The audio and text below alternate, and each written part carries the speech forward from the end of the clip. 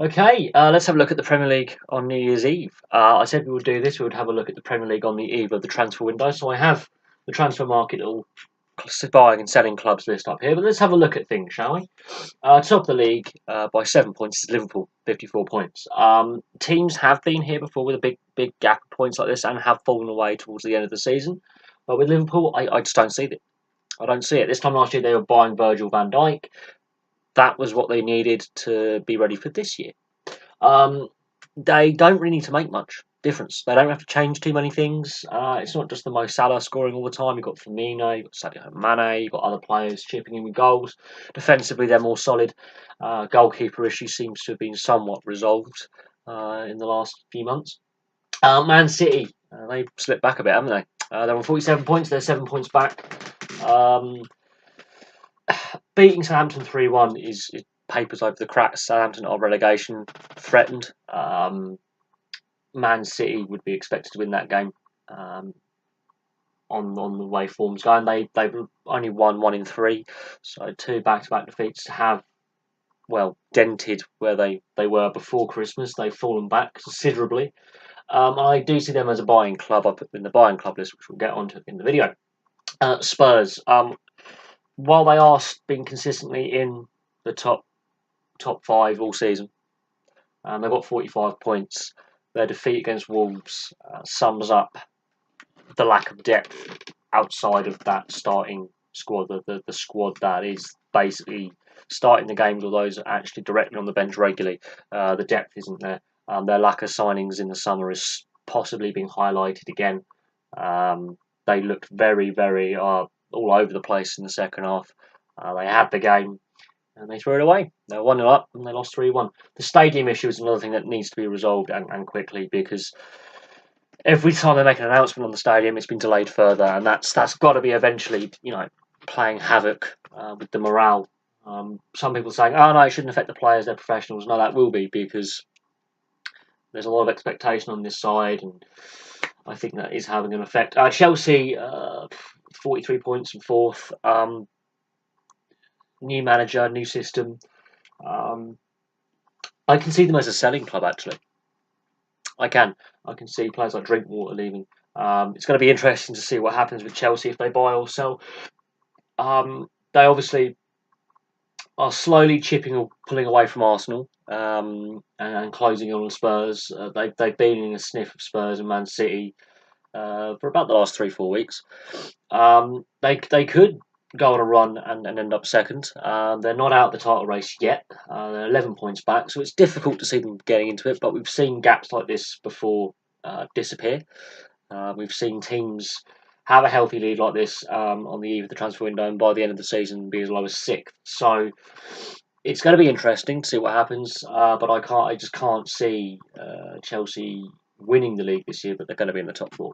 Arsenal, that heavy defeat to Liverpool, they've slipped back further. They're on 38 points. They're fifth. They're looking likely they could slip as low as sixth in the next couple of weeks if Man United and Solskjaer keep up this winning run. And then we'll look at Man United. They're sixth, 35 points, 3 games, 3 wins. A massive turnaround for Man United from where they were before Solskjaer took over. 3 big wins. Yes, we could say they are playing the weaker opposition. They're playing teams that are struggling with relegation or mid-table, and they're not really necessarily title challengers. But it's 3 confidence-boosting wins on a team that, were actually closer to the relegation zone than the title. They've arrested that somewhat. They've gained a couple of positions in the league. They're closer to the top 5. They're only a win away from the top 5. The goal difference is going to be an issue, but they are getting closer. And that may mix up the title race a bit more. Then there's a bit of a gap to Wolves, who lead a very congested pack from 7th to 13th. Wolves on 29 points. Very good season so far. Very good season. That victory over Spurs was masterful. It really was. They are looking an exceptionally solid side, especially for a promoted side to do this well in their first season back up. You have to give points to the Wolves ownership, the management, and the squad. They've played very well. I can see them adding and possibly selling your player off, but I can see them adjusting that squad a little bit, making some fine tuning. But they are very comfortable where they are in 7th. And once the honeymoon period for Solskjaer wears off at Man United, absolutely they could catch up for sixth again. Um, they are 9 points behind Arsenal in fifth. Outside chance of a European space, I think, if they just have to go on a good run of form. Same with Leicester. 2 out of 3 they've won, but they lose to Cardiff. So they win these two really big games. Um, you know, really big games. Vardy scoring, all this. They get on this run. Claude Puel under pressure. Fans not happy with his style of football. Players apparently not happy. They win 2 out of 3. They lose 1-0 to Cardiff, and they're stuck in 8th on 28 points. Leicester need to be a bit more consistent. I think they need to add to that squad, and I think they also possibly might look to move certain pieces around, sell some players as well. But I can't see Claude Puel being there next season. I can't. Unless something magical happens in the second half of this season, a cup run in the FA Cup, or going on a run in the league and trying to aim for fifth place, possibly the Europa League. I cannot see Claude Puel being there next year, but it's a difficult one. Watford, 28 points as well. They need to be more consistent themselves. It's a consistency issue with Leicester and Watford. If they were more consistent, their points totals would be higher. It'd be a far more interesting league. But because that gap between Man United and Wolves and the consistency issue, that's what's holding them back. Everton, they've had some hammerings this season in 10th. They're on 27 points. Again, consistency. I don't think they'll be happy to see Liverpool so far ahead of them on the Merseyside side of things. And some of the defeats Everton have had this season, there are question marks about this Everton side that don't go away. Marco Silva, Martinez, Coman, good managers. And for some reason at Everton, there's issues with the defence. They need to add a couple of defenders to that side and assess what's going on, because they've added players like Yerry Mina in the summer. They're still conceding 6 goals the other day. So Everton, they can win big or they lose big. It's one of them. They need to be more consistent. West Ham, 27 points. They've recovered from a poor start to the season. They thankfully Pellegrini was given time to bed in. It's not perfect at West Ham. There are still some issues at West Ham. They have spent a lot. I don't see them really going on a spending spree in January. I don't. I can see them selling 1 or 2 players possibly, but they're not even really a selling club. I think West Ham are where they need to be right now. I think the amount of money spent, it's going to take time to gel those players together. They had a very, very slow start. They pulled away from the bottom end of the table. They're in the mid-table. They're comfortable. They are playing better than in previous seasons, so that's a plus side. Pellegrini has got this team playing better, and I can see them having a run in the FA Cup, build some more confidence, and I can see them possibly leapfrogging a lot of teams here, from Wolves to Brighton. There's 4 points, so I can see West Ham, by virtue of how congested it is in the mid-table, going on a bit of a run and having a good end second half of the season. They may, as I say, looking at the buying and selling clubs that I've highlighted, they may pick someone up in the transfer market. They may sell 1 or 2 players, but I don't see that as a major must-do. The teams on this list, this is a must-do. Bournemouth, they need to pick up a central midfielder and a centre back. Injuries have done them. Their squad depth's been tested. They've slipped down from 7th, 8th to 12th. Yeah, it's very congested. 1 win and they're back up the table again. They're on 26 points, so they're in a decent position. Eddie Howe is having to deal with some injuries right now. They've lost their captain. They've lost key defenders. I can see them adding a central midfielder and a defender. Possibly a couple of defensive midfielder maybe. They just need to add a few players to cover those injuries, even if it's short-term loans or cheap deals. They need bodies. Obviously, they need quality bodies as well, not just anybody. They may scour the lower leagues, so they've done that before. They've scoured the Championship and they've brought some players through. But I think 1 win, Christ, they're back up to 7th. It's that crazy. Seriously, 1 win and they jump 5 places. So it's one of them with Bournemouth. They're not in trouble. They just had a couple of bad results. Injuries have started to kick in, and then players like Lewis Cook out for the rest of the season. That's had an effect. So yeah, you can see them going to be a buying club. Brighton and Hove Albion. 25 points, 13th. I think they're quite happy with that. Chris Hughton's quite happy with that. They might add a player here. They might sell a player there, but I can't see massive changes at Brighton. I think they've solidified themselves in the Premier League. They've improved under Chris Hughton, and they could have a very decent second half of the season. They may add or take away in the transfer market. I highly doubt it. They've got a very settled squad. They've got a very good philosophy there, good morale there. They are a mid-table side. They know that. They may go for a cup run. They're not threatened with relegation. They've pulled ahead of the relegation battle. They're in this battle in the mid-table. It's very congested. They're 4 points behind Wolves, so a win and a draw, or 2 wins, and they're suddenly pushing top 6. So that's how crazy the league is. They're only 10 points behind Man United. Man United have had this honeymoon period under Solskjaer. That doesn't mean they're going to continue this honeymoon period. Brighton could, like Bournemouth and West Ham. Bournemouth, if they get those couple of signings, have a good bit of form, they're up the table. Brighton, they're up the table. The teams below that are the ones that are going to need to buy.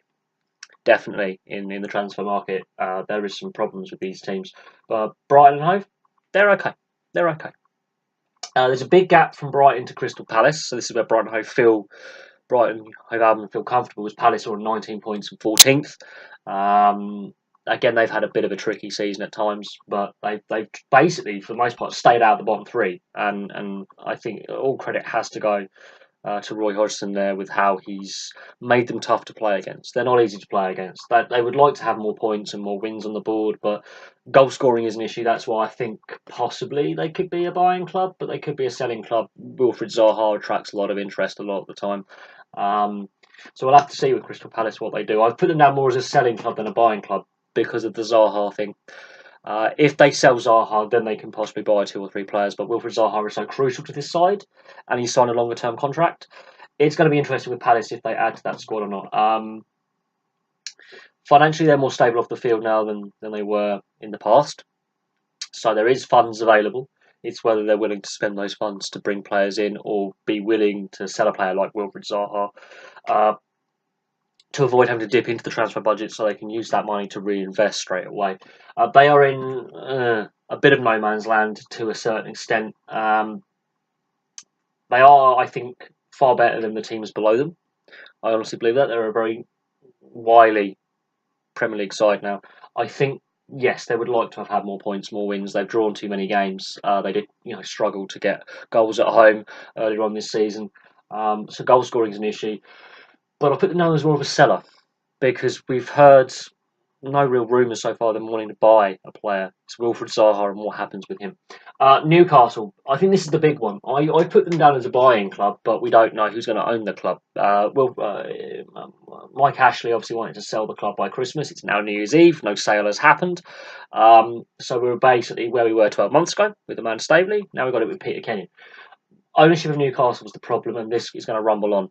Rafa Benitez may be operating on a shoestring in January to bring players in. He may have to sell, although I haven't put them as a selling club. I think they need to add a few players. But look where they are, and look where they want to be. When Newcastle United were purchased by Mike Ashley, they weren't a relegation-threatening club. They were up here. They were fighting for Europe every season. They're now here. That says all we need to know about Mike Ashley's ownership of Newcastle United over the last decade. They have significantly dropped down the table from where they were regularly. On average, if you look at the averages, they were more averagely, up here fighting in the European spaces, fighting for Europe. Now they're fighting to avoid relegation. They need to add to that squad. That squad is not strong enough to keep having to fight these relegation battles. It's not geared up to fight a relegation battle, and I'm not sure if Rafa Benitez is going to be there next season. We need to. The ownership issue is what's harming Newcastle. Cardiff, they are putting up a fight. Let's just say that they are putting up a fight, but I do fear for Cardiff. They've never really established themselves in the Premier League. They come up, they go down. They are a yo-yo club. Is the best way to describe it. Like West Brom were back in the day. They come up, go down, come up, go down. Very similar to what Crystal Palace were back in the day as well. They could never establish themselves for more than a couple of seasons in the Premier League. If they can stay up this season, that is a massive victory for Neil Warnock. But they do need to add players. They also need to look at their academy. They're just not developing the youth players they were. And they are struggling somewhat to bring players in. It's a difficult one. I do think Cardiff are, I think, really in one of the smaller budgets in the league that they're given by Carlson Tang. It's a difficult one. I consider they have to add players to be prepared for this fight that's going to be. Southampton, Houston Hartle's had a positive effect, much like Solskjaer. It's starting to slow down a bit. They lost, obviously, last night, 3-1. But they have improved from where they were. He's got them a couple of wins. They're going to have to purchase. They're going to have to add players. They're going to have to look at that squad.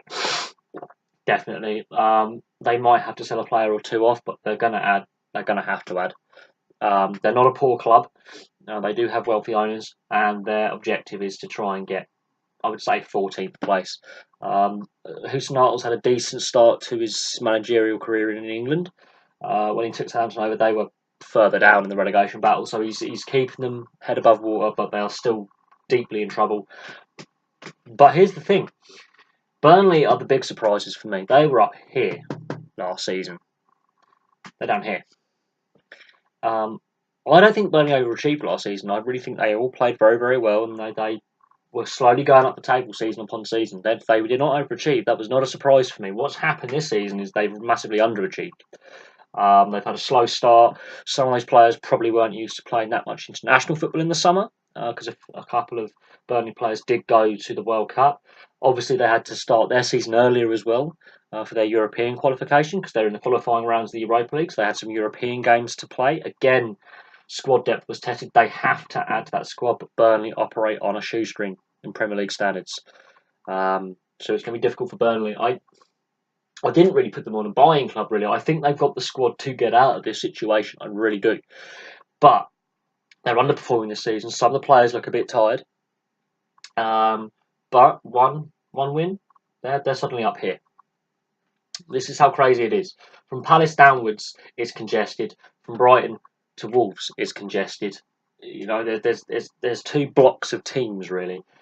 Burnley are in trouble, but they're not as bad as Fulham, and they're definitely not as bad as Huddersfield. And I think they are better than Southampton, Cardiff, and Newcastle above them. I really do. I honestly think Burnley can get out of this. I've been saying this all season. They have stuck faith with Sean Dyche. Fulham, change manager. Southampton, change manager. So they've stuck faith. The important thing is if they're going to keep faith with Sean Dyche, they possibly... I haven't put them as a buying or selling club because I do think they actually have enough as a squad. They proved it last year they could get to Europe. So obviously it's a confidence thing, it's a morale thing. They've had a tough start to the season. They've got in a bit of a rut. However, we have been here before with sides saying they should be okay and they're not. So they may have to add to that squad, but they're on a very small budget. Does that mean they have to sell some players off to bring players in? That's the concern. But Sean Dyche is in a difficult one. I still believe they can get out of it for now, but they could hit some real rocky form and be right up against the wall. But they did get a win in their last game. There is signs of life. It's a difficult one. It's very congested from 14th to 20th. A couple of wins and you're classed as mid-table even though you're in the battle. There's 7 teams in the relegation battle for me. Burnley shouldn't be there, but they're underperforming this season and Sean Dyche has got to get those players to perform firstly. I don't think he's the type of manager to panic buy, and I don't think the club are the type of club to make hasty decisions in the transfer market. But they need maybe one player, just one spark, just to get them on a roll. Fulham, even though they had a very, very good win the other day, they have a lot of problems defensively. A lot of problems. Their defence is really shocking. Yes, Ranieri has improved Fulham somewhat. They've got a couple of wins, but that defence is a sieve. It's one of the worst defences I think I've ever seen in the top flight, bar Derby County and Sunderland in their horrific record-breaking seasons that they had. Fulham's defence it leaves a lot to be desired. There's a reason why they're on their second manager this season. Yes, they've got a bit of a cushion over Huddersfield and they're pulling away from Huddersfield, and Huddersfield are in danger of getting quite literally detached from everyone else. But Fulham really do have some problems at the back. There is no way at the moment, they can survive with that defence, but they've spent a lot of money, and that is the problem. They've got some big name players there, like Mitrovic, you know, big name player. Um, there are other players. Some players that won the World Cup in this squad. It's Schürrle, World Cup winner. They're underperforming massively, but the defence is just a shambles. And Claudio Ranieri's brought some sort of defensive stability there, but not enough. They add? They've already spent a lot of money this summer. Does Sahih Khan loosen the purse strings, considering his failed bid for Wembley and the expense behind that? They need to buy something to spark them up, a solid centre back, someone to just solidify that defence, because that defence there it's just a mess. I've seen Colliners and Sibs with less holes in. And then we get to Huddersfield. They look doomed to me. Forced to shut their academy. No support from the Premier League there or the FA to keep that academy open. So that's cut off one route of player development for them. On a tiny budget compared to the rest of the league, possibly the smallest budget in the league. Very decent last season, very, very decent. Much like Burnley, either it's a comeback to earth. The team is underperforming. They're just not scoring enough goals. I don't think they have the money to really buy in the transfer window, but they don't really count. They can't afford to sell in the transfer window. They are in trouble. I think Huddersfield are done this season. I think we may have a record breaker here if they can't get something going soon. They're in trouble. They have to buy. They can't afford to. Here's the problem. I could mark off where I think the teams who will make some big moves in the transfer market will be. There are rumours PSG are looking at some players in the Premier League. There's rumours that Barcelona, Real Madrid, all the usual, looking at some players of some of the top clubs. I think Huddersfield are in deep, deep trouble. But there we go. Let's have a quick look at what I think is a buying and selling club. These are the ones I think are definitely going to be buying something and making some big moves. And here's the ones that will be selling, at least in the first week. I wouldn't be surprised if every club makes some signings and sales. Obviously, the transfer market opens tomorrow on the 1st of January. I'm thinking some club transfer records will be broken. Maybe not the overall transfer record, but club ones, they can go. I think the clubs that will definitely be buying, and this is where we can see a lot of action. There's a lot of clubs I've listed here. Spurs, they didn't do any signings in the summer apart from player contracts, so they really are in need of adding to that squad. They have to. Man City, Fernandinho injured is highlighted, and Kyle Walker. There are some issues in the defensive side of the game of Man City that have been exposed. Man United, it's whether they're going to give Solskjaer money as he's an interim. But I can see Man United having some kind of movement in the transfer market. Bournemouth, as I said, they're going to have to add some defensive depth. Injuries are having an effect for Bournemouth. Newcastle, it's whether Mike Ashley is still the owner or not, and how much is available to spend for Newcastle, but they have to spend something. They're on a shoestring, but they have been good in the past for finding players for cheap and then turning a profit on them, which is a problem for Newcastle. Another reason why they're down where they are is they find players cheaply, primarily from France. They play really well, performance is improving, and they sell them, and then that's it. They're back to where they were. Southampton, they're in deep trouble as well. They need to add a bit more defensive stability and maybe some attacking flair in there. And they have the money to do that. Fulham, they've already spent big in the summer, but they are in trouble themselves. Defence, just defence. They cannot defend. They need defenders. Cardiff, they need to add some grit and determination. They're in for a fight to survive. It seems that every time they're in the Premier League, this happens. They need to toughen up a little bit, add some players if they are to survive in this league.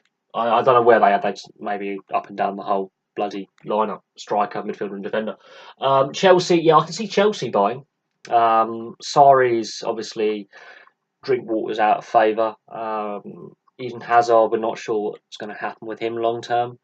He may need some creative midfield replacements for those players. Drinkwater's barely played for him. He's going to be sold, that's why. But Chelsea's a selling club. They want Drinkwater off the books.